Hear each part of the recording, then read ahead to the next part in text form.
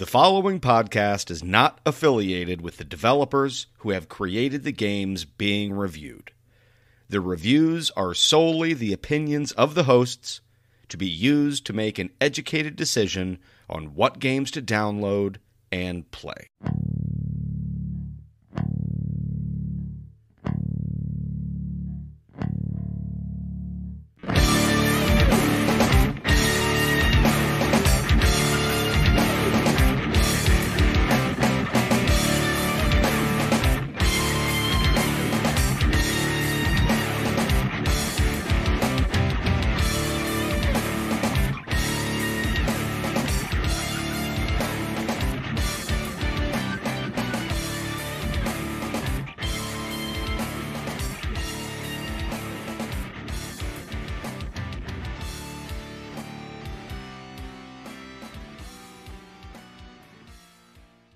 Hello, and welcome to Budget Arcade. My name is Elliot. And I'm Chris. And it's just the two of us this week. Once again, we've kicked Jeffrey out. He's a little too much. He was too high energy. Yeah, he's for on what we're timeout. trying. Yeah, time. That's right. Mandatory timeout. He's too high energy here. We're not about that on the off weeks, which are the main weeks. He kept wanting to do the seal, and he had to keep telling him no. I know. Yeah, I know. And you're sealing the wrong kind of seals. You know, like, Right. Yeah, a little unhealthy, Jeffrey. Anyway, now that he's no longer listening, let's really talk to you, listener. Anyway, we played Mr. Prepper this week. It's developed by Rejected Games, making more sense. And it's published by Playway SA and Rejected Games. The little synopsis that Steam has for it, Mr. Prepper is about being prepared. You know something is wrong. The risk of nuclear war is in the air, and you need to get ready for what's coming. That's literally all they have. They call this a survival simulator, base building, crafting style game. And Chris and I both played it on Switch, and we were both provided keys for that too. But we're not going to let that influence us in the slightest, are we, Chris? No. Yeah, so never fear. That's when I went to Vegas a couple of weeks ago now. I went to Vegas to play the upcoming Saints Row game. And one of the things that Gaming Nexus is if you go to a preview or something like that, you're not allowed to actually review the final product of the game because they don't want you to be influenced. And like, I was like, oh yeah, I'll be convinced like by the sweatshirt they gave me or like the tote bag that has the Saints Row logo on it to give them a better like score if the game's doo-doo. Like the whole point of being like a journalist is to be like a journalist. I'm always like find that kind of stuff funny where you're like, oh, you're given a key for the game. It's Like not you're the gonna free bar or the free room or the girls at the pool or anything that's going to influence you. There were no girls at the pool, I'll have you know. It was a bunch of fat-looking me's walking around, some a little fatter, some a little less, hanging out in a pool that was too small for all those big-looking Elliots. Yeah, you're painting a very good, exciting picture here. Yeah, having said that, I had an absolute blast, and I would give the game a higher score because of the fun I had. No, I'm just kidding. But anyway, I feel that's necessary to say every now and again, you know, in those outlets, because like we did not enjoy this, right? No. Like at least on Switch. Yeah, and we had that discussion too, which again, if you go to the Steam page on this, it has very positive reviews. Out of 3,181, it still ranks as very positive, and recently still at very positive. So, why do you think it's very positive? Why do you think we missed the mark on this? It may be the controls for the Steam, or for not Steam, but for the Switch. That may be what's the drawback on it. It tells you you can use the touchscreen to help you out a little bit, but I think this game is more meant for mouse and keyboard. Okay, so the controls when you're playing with like Joy-Cons or a Pro controller, which is what I played. I played on both. I played Joy-Cons on the Switch undocked, you know, handheld mode, and I played docked with a Pro controller. The controls with the controller are terrible. They're just like wonky, to say the least. Yeah, I started playing with my Pro controller, And then the second Yeah, time, what do you call an off-pro control? Semi-pro controller? Yeah, Can you call semi-pro. it semi-pro? Yeah, semi-pro controller. Semi-pro controller. But when we went to the touchscreen controls, I actually thought the touchscreen controls were fine. It got a little bit better, but then again, you're using. I got a fat finger, so I'm trying to. You got Elliot sausage fingers. Point. Yeah, I got a precision point where on these little square little boxes to be able to drag and drop wherever stuff I want. Because the other problem too, especially on handheld mode, is the writing is tiny. Yeah. I mean, it wasn't huge on when it was like docked on a TV. It still looked tiny, but man, handheld, it was really rough for me.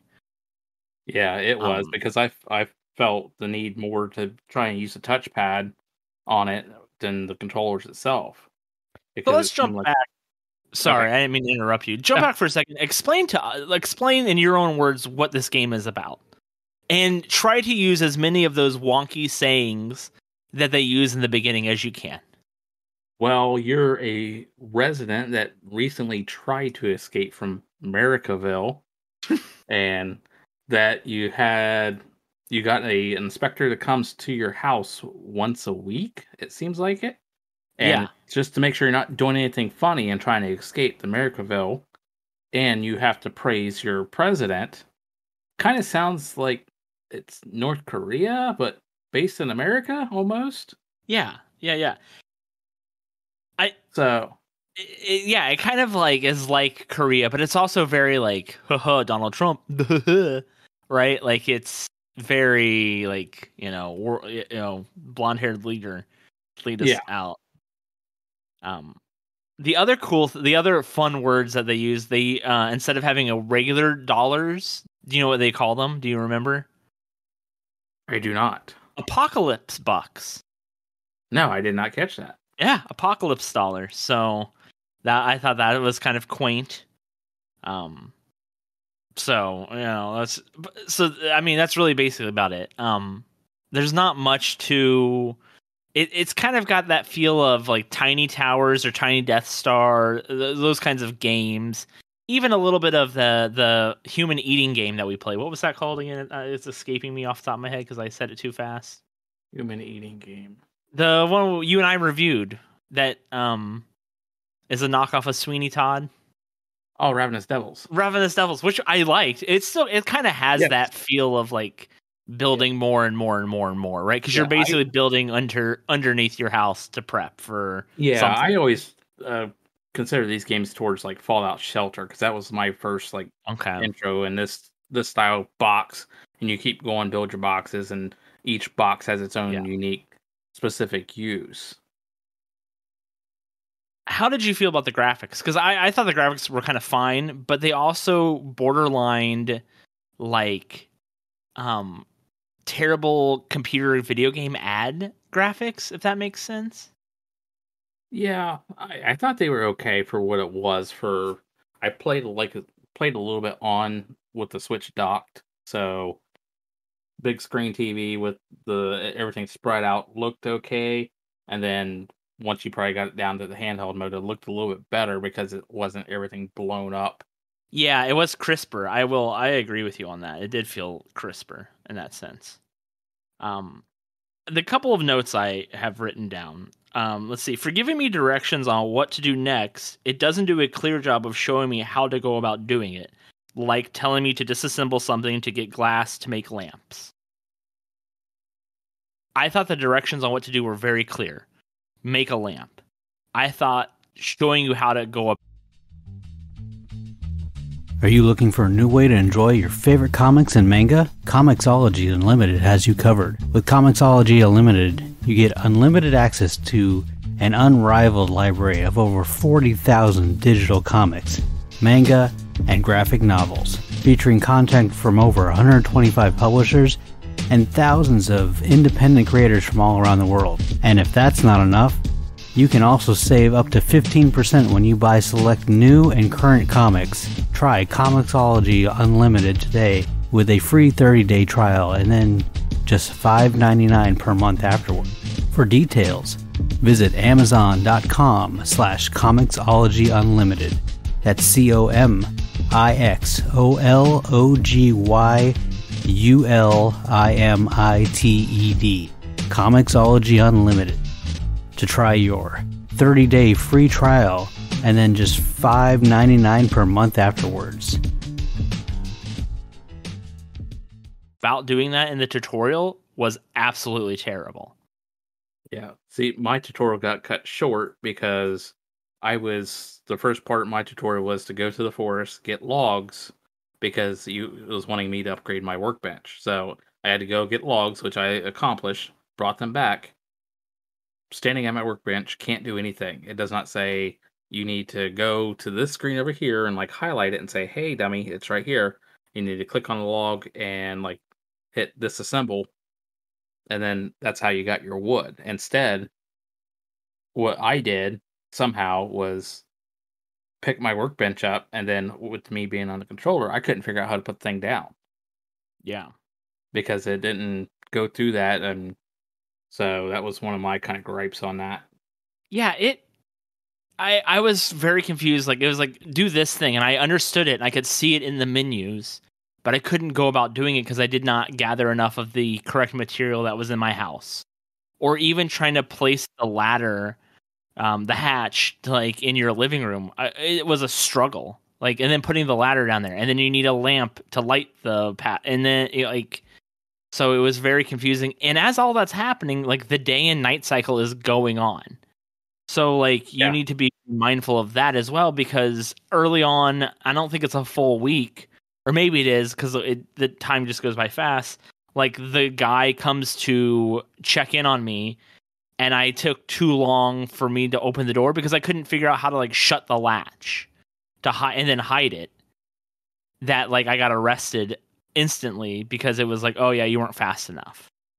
Okay. Yeah, I didn't make it to the inspection part. The furthest I got was I made my ladder because I had to start another game because of the Right, whole you said workbench that. incident. Yeah. Yeah, so the second game, I got a little bit further, and I got until maybe day 6. So it's the day before the inspection till I gave up because what happened is it was telling me to hide my workbench so that way it doesn't become suspicious being out in the backyard. Right. So I initially grabbed it and successfully put it down in my bunker, and then it was telling me my next task was to put down 4 or 5 plots of soil to make a garden down in my bunker. I was like, okay. So I picked my workbench up to make room for the garden, and I planned on making another room down below that so that way I can just put the workbench down there, and then my workbench completely disappeared. It was no longer outside, no longer in the bunker, wasn't in any containers immediately outside of my ladder area or anything. Mhm. So at that point, I had no workbench. I had no clue where it went. Yeah. Yeah, so we didn't play a lot because we just, like, didn't get sunk into it. The other thing that I want to note is that there is a free demo before buying this on the PC. So, like, if this sounds like something you're, like, might be interested in, definitely do go with the demo on the PC. And the specs to play on PC are almost potato quality. They're pretty low from what I recall. They don't require much at all. So, And then the Steam one, I'm looking at the page here. It says automation update. I don't know if the Switch got that as well. yeah, I'm not sure about that. So I saw that there's an Animal Farm DLC that's coming soon. okay, that's great. That's all you need to shove down some goats or chickens down that hatch. Yeah, and I'm down guessing several- it didn't since it looks like it came out on July 30th, the automation update. So looks like that just literally happened a couple of days ago. So we missed it. That's what the game breaking by experience was. that right there. much. So we're gonna keep it short this week because, like, we just didn't play a lot of it because neither of us got into it. So, you know, when I write reviews for games, I try to beat the game or get really, really close. Or, like, if it's an endless kind of game, put in enough time that it's like, oh, I put in, a week's worth of, like, playing every day for a couple of hours.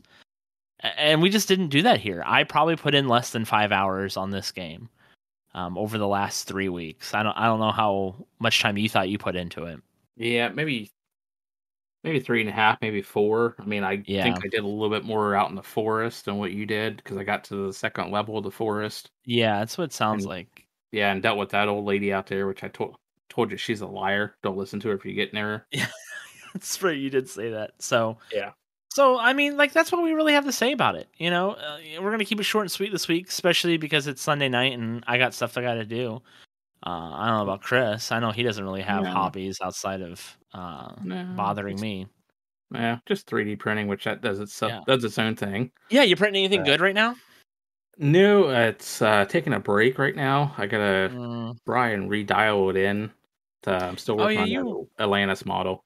said that. I remember you saying that. So anyway, what are we gonna play in a couple weeks, Chris?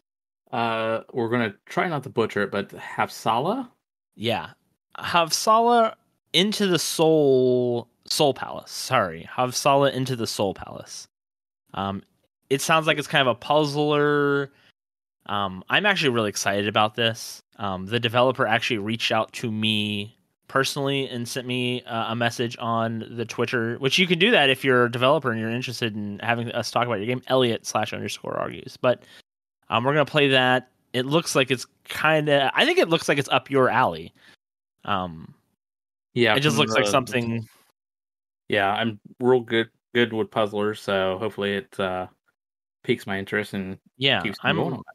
I'm real excited to kind of see this. I think I might be too dumb for it. So we'll see. Yeah, So you should be able to click play, and you're already a step ahead. that's a big ask. So anyway, there's a couple ways you can get in touch with the show. Obviously we have a Discord, which Scott I'm sure will link.